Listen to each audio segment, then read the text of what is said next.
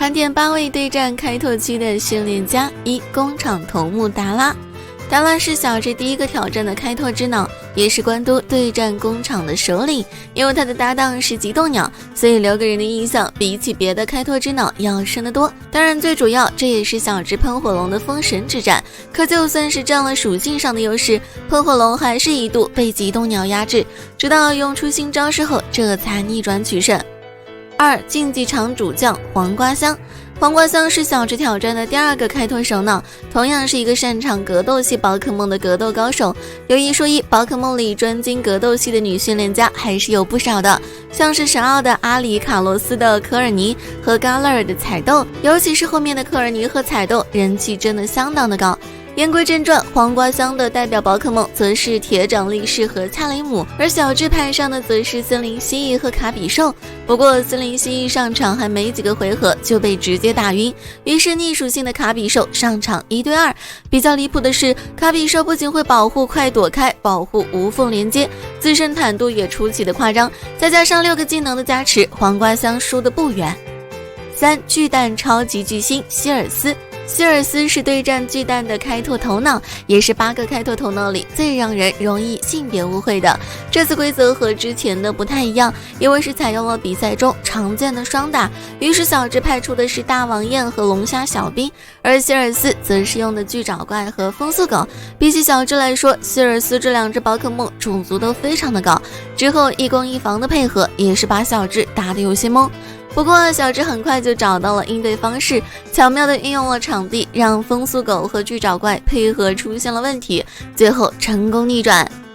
4、水管皇后小季。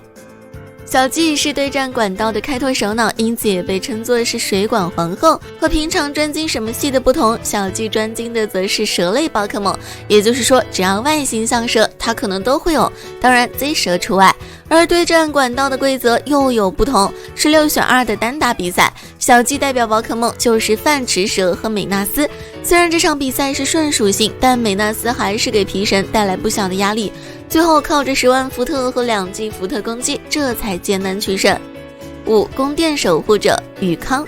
对战宫殿的规则应该是开拓区最有意思的了，因为在比赛中可以随时移动场地，像是小智在挑战的时候，他们就从普通场地跑到了森林，然后又从森林跑到了海边。还好小智经常跑步，还算跟得上老爷子，要是希特龙来，估计这场比赛1天都打不完，跑都能跑岔气了。6、对战塔大军莉拉。前面的开拓首脑虽然有个别很强，但小智终归都赢了。但碰到对战塔大军莉拉后，小智才在对战开拓区首次吃到败仗，而且是完败。不得不说，前期的超能系真的很强。而到了第2次挑战，小智再次派出了龙虾小兵来对付胡地，在被混乱后，龙虾小兵招式依旧命中，之后收回又放出的神操作也是让人直接看呆。最后肯泰罗换掉准神，皮卡丘利用场地战胜太阳伊布，拿下了胜利。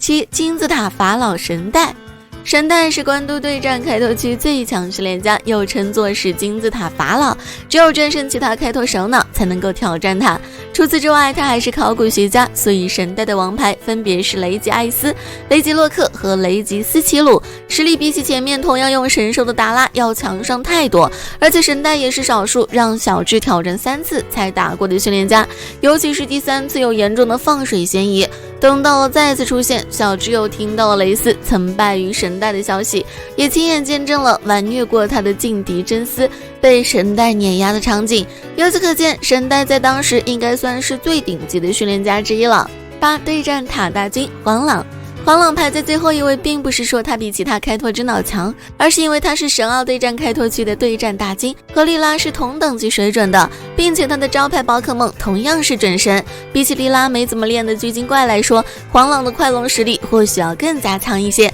当然这也只是猜测，毕竟动画里他的快龙并没有战斗场面，倒是在剧场版里，黄朗用美纳斯就能和竹篮的烈咬路杀过招，所以说他的实力也不容小觑。好了，本期的内容就先到这里，咱们下期见啦。